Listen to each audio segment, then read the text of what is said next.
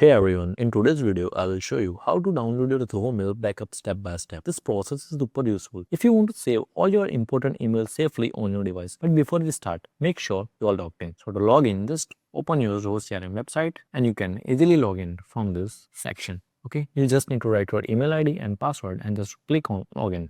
So after login, tap on access Zoho Mail. Okay, so guys, as you can see, our Zoho Mail is open. Now for an backup, you need to click on setting, and guys, here you need to scroll down and here is import export email section. Just click on it. And for an backup, here you need to choose export as email. Okay guys, so now to take the backup, select the folder you want and choose the date range up to which you need the backup. Then take the box and click on export as email. That's it. So let's do. So for an example, I will choose your send. For an date, I will choose your last month. Click and just need to tap on export as email.